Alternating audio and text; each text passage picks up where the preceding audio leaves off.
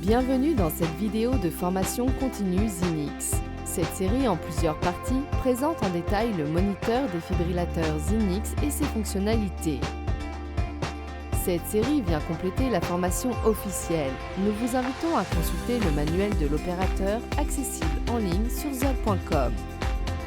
Une formation officielle dispensée par une autorité compétente est requise avant d'utiliser cet appareil pour la prise en charge des patients. Dans cette vidéo, nous présentons le moniteur défibrillateur Zinix, ses ports de connexion et les fonctionnalités de l'écran. Zinix offre un large éventail d'options de surveillance du patient. Sur le côté gauche se trouvent 3 ports Z-Link qui permettent de connecter les câbles de pression invasive, les câbles de température ou le câble d'interface AccuVent. Vous trouverez également une connexion pour la pression artérielle, une pour l'oxymètre de pouls et une pour le câble ECG. Le côté droit comporte 3 ports Z-Link supplémentaires pour les connexions propriétaires des câbles de pression invasive, des câbles de température ou du câble d'interface AccuVent. Vient ensuite le port pour câble multifonction. Zinix dispose d'un port de sortie vidéo ainsi que de ports USB A et C. Le port d'entrée CO2 de fin d'expiration est protégé par une trappe à ressort. À l'arrière se trouve l'imprimante, la batterie SurePower 4 et son compartiment, ainsi que le port d'alimentation auxiliaire.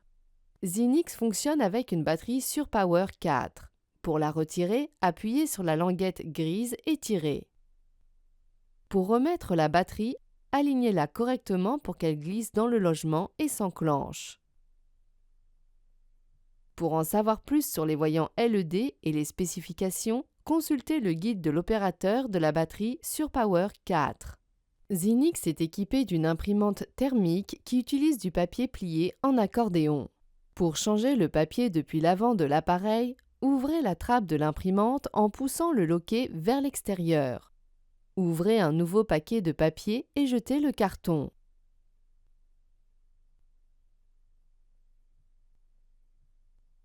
Tenez le paquet de papier avec le coin plié face à vous et la flèche noire vers le haut. Soulevez le coin plié pour faire apparaître la grille rose. Glissez le paquet de papier dans le bac, flèche noire vers le haut et grille rose face à vous. Tirez 1 ou 2 carrés de papier par le haut de l'imprimante. Vérifiez que le papier est bien aligné entre les dents argentées de chaque côté du bac. Refermez la trappe de l'imprimante. L'adaptateur d'alimentation auxiliaire permet de charger la batterie installée ou d'alimenter Zinix lorsqu'il est branché.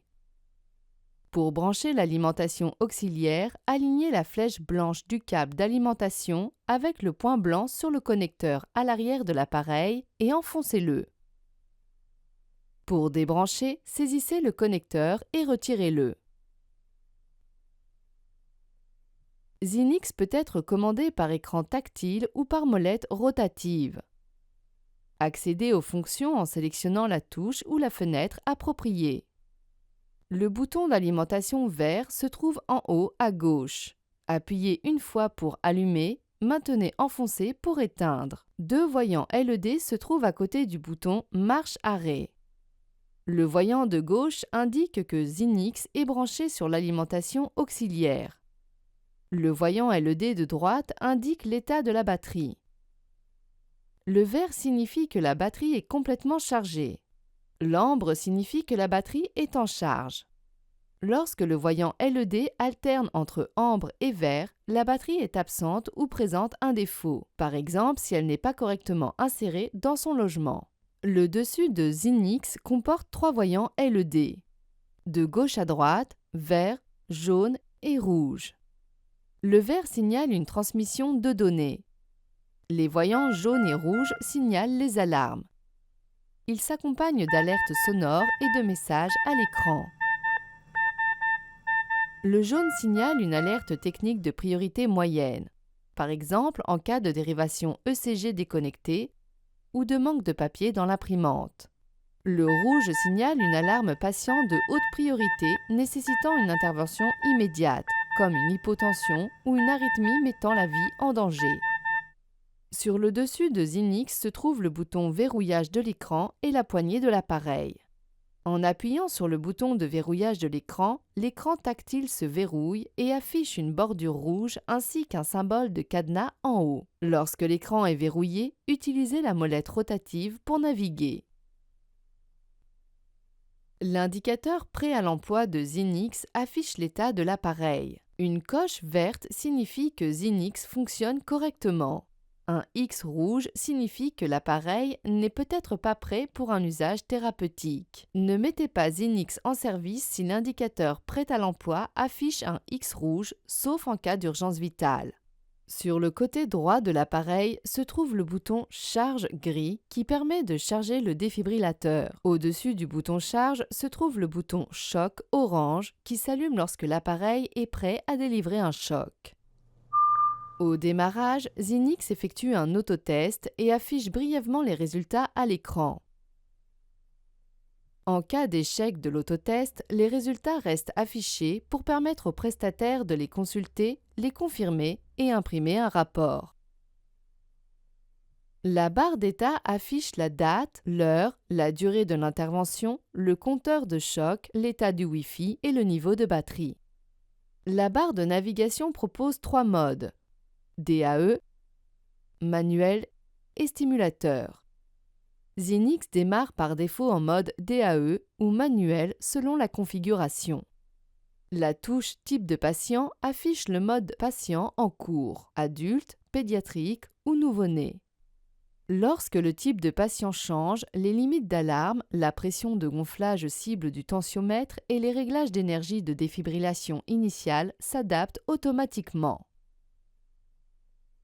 La touche Alarme permet d'activer ou de désactiver les alarmes patients et de modifier leurs paramètres.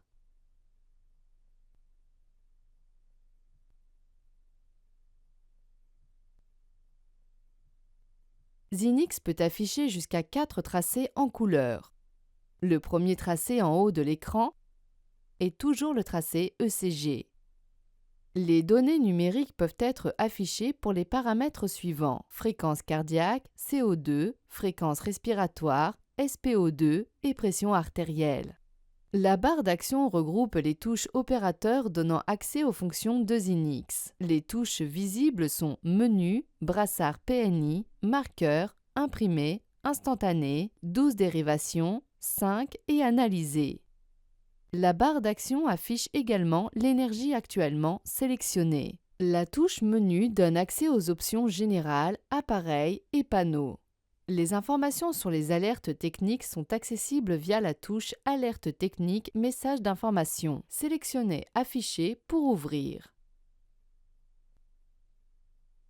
La touche brassard PNI permet de lancer et d'arrêter les mesures de pression artérielle. Appuyez une fois pour lancer une mesure. Une fois la mesure lancée, appuyez à nouveau sur la touche pour l'annuler. La touche Marqueur donne accès à une liste de 20 marqueurs de traitement préconfigurés. 10 s'affichent sur la première page. Appuyez sur la flèche droite pour accéder aux 10 autres.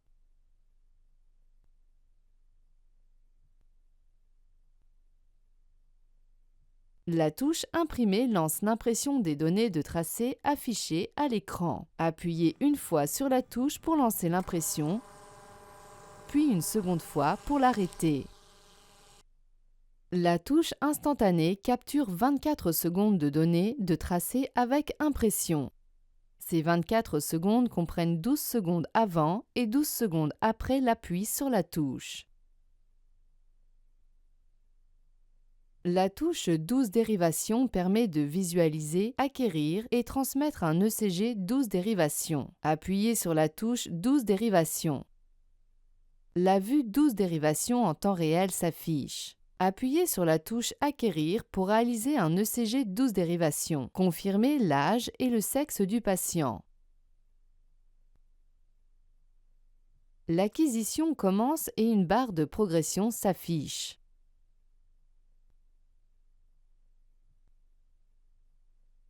Une fois terminé, l'ECG 12 dérivations avec interprétation s'affiche et inclut toutes les mesures, notamment le segment ST et les intervalles QT. L'ECG 12 dérivations acquis peut être visualisé et comparé à l'ECG en temps réel.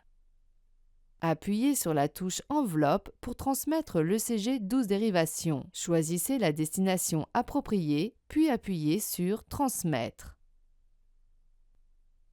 La barre d'état affiche une icône qui confirme la réussite de la transmission de l'ECG 12 dérivations.